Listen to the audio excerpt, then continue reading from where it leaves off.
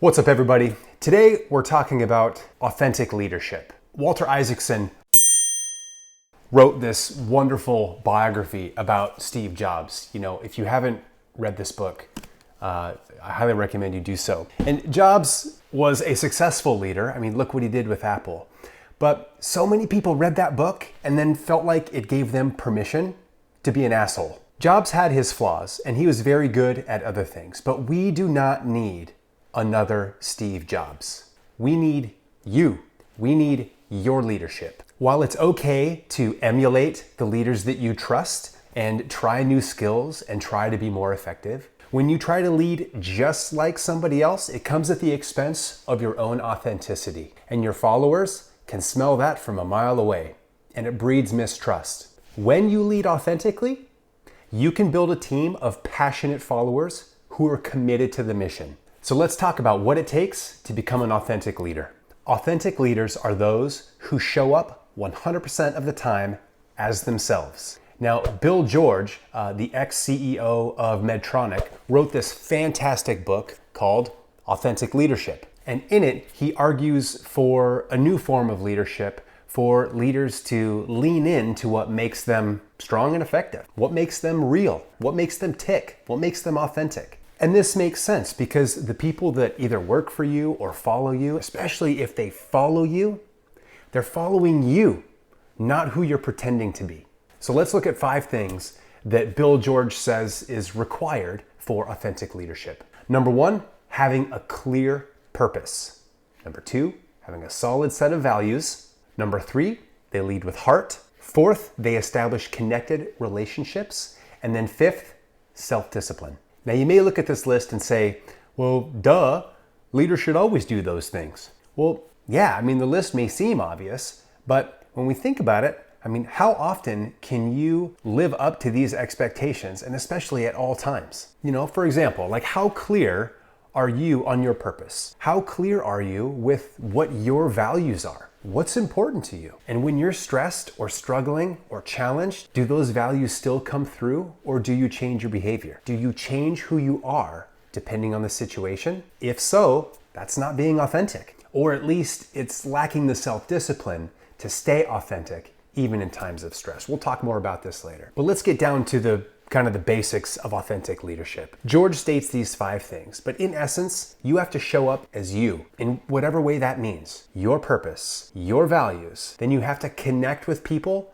and then move them along the journey to achieve what you're looking to achieve. But the tricky part of authentic leadership, I think the most challenging part, is maintaining that authenticity even in times of stress. Let's talk about purpose first. You know, there's a great line in Alice in Wonderland, and I may butcher this a little bit, but Alice comes to a fork in the road, and she sees the Cheshire Cat in a tree, and she says something like, which way should I go? And the Cheshire Cat says, do you know where you want to go? No, says Alice, to which the cat replies, then any road will get you there. I love this. Purpose is your mission. Purpose is, where are you going? Why are you going there? When are you going to get there? Who are you going with? Your purpose is the reason you get out of bed in the morning.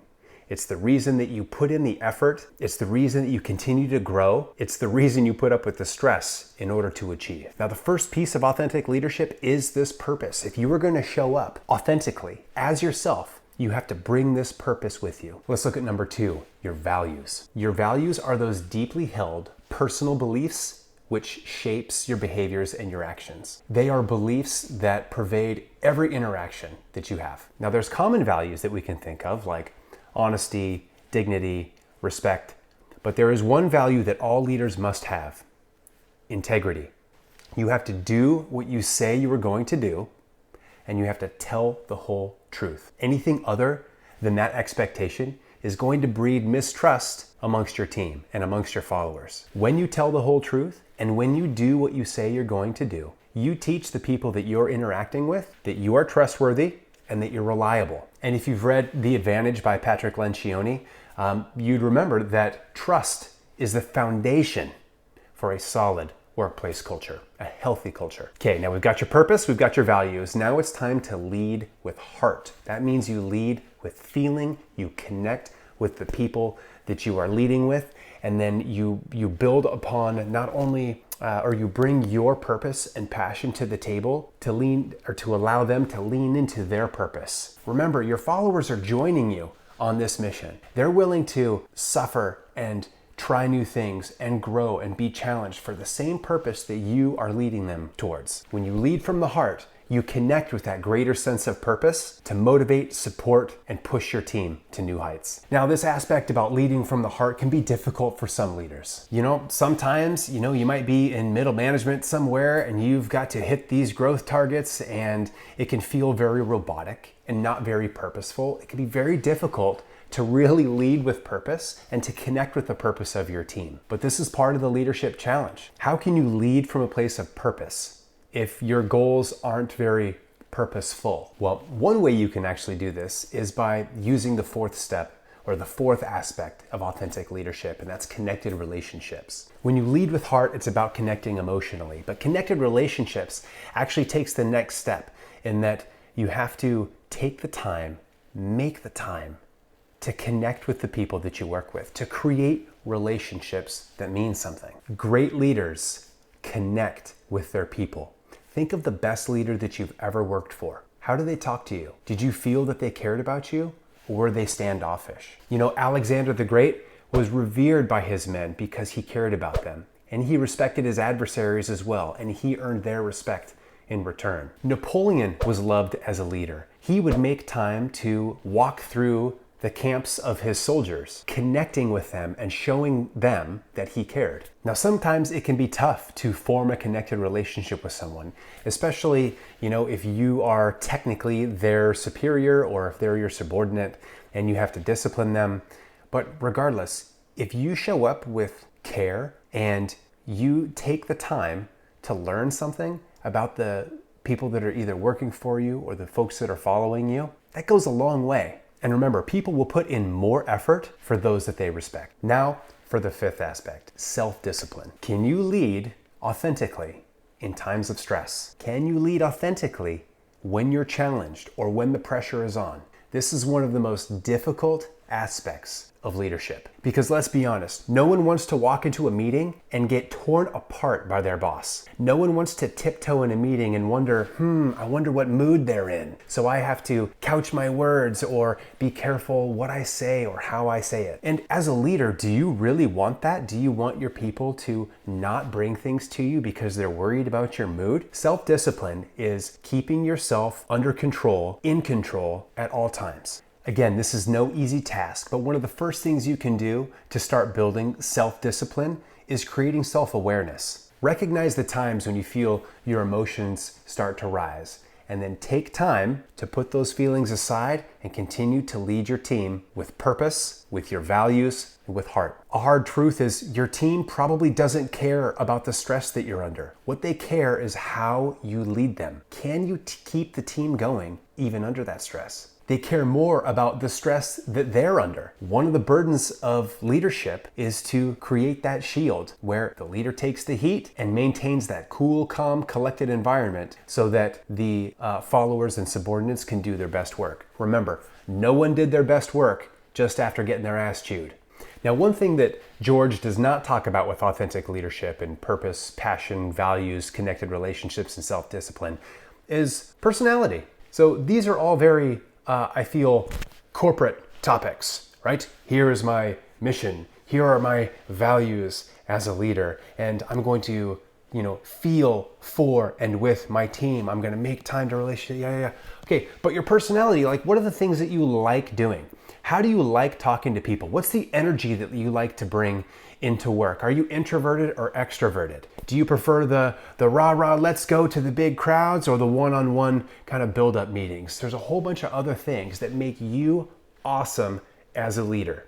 Bring those as well. So I'd argue it's not just about those 5 things, but there's another thing as well, it's your personality. But let's keep going here. Let's say that you understand these 5 aspects of authentic leadership and you're looking to be more authentic. How do you become more authentic? What do you do regarding those 5 aspects in order to demonstrate your authenticity? Well, Bill George helps us out here, and he attaches one behavior to each of these aspects. When it comes to leading with purpose, bring passion. So think of this as how are you showing up? How are you focusing on your work? Does it inspire you? When you're doing the work itself, do you get lost in the moment and so focused in a flow state? Is what you're working on the thing that's always on your mind? Whatever this is, share this, live this, discuss it with your team, spread your passion. In order to bring more authenticity with your values, you have to be mindful of your actions. You can say that you value certain things, but your values are shown in how you act.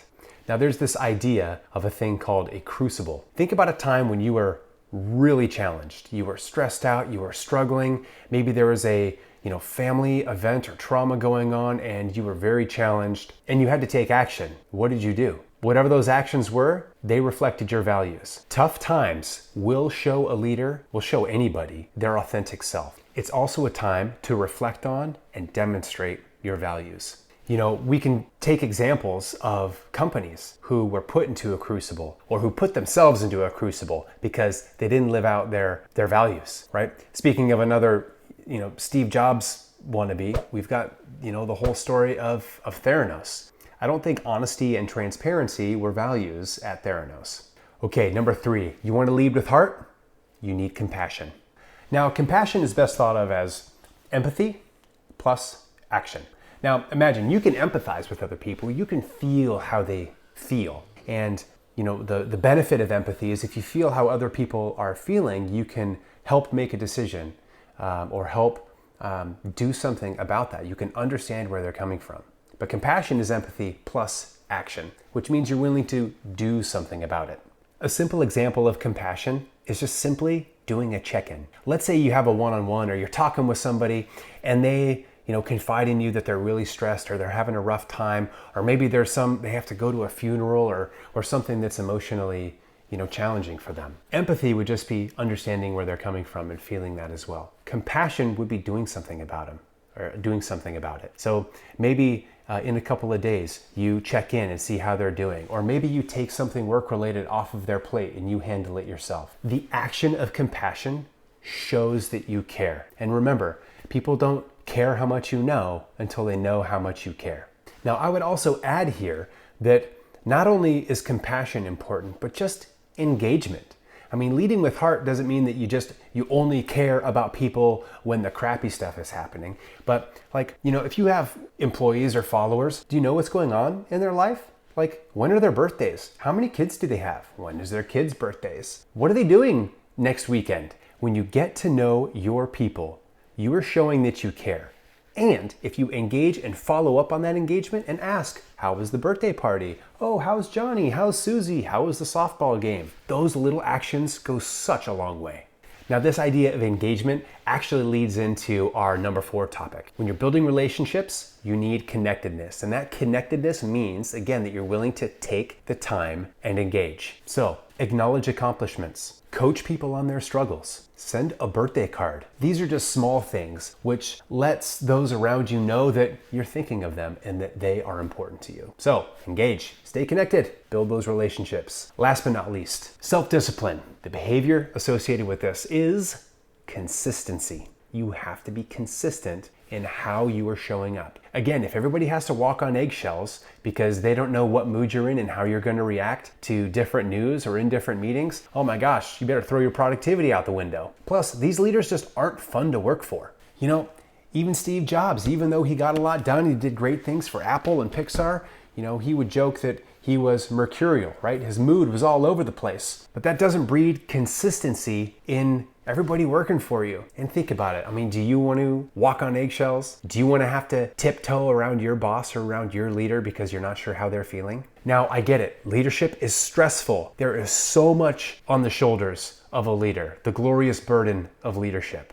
But remember, your team members, they're on your team. They want to help. They want to achieve that purpose as well. Your consistency, even through times of stress and challenge, will help your team achieve more. It will keep them focused on the task and the purpose and the goals at hand rather than your mood. Plus, if you blow up at somebody, they're going to take a couple hours to get back to a level place where they can focus again on their work. Okay, so we don't need another Steve Jobs. We need you. We need your leadership.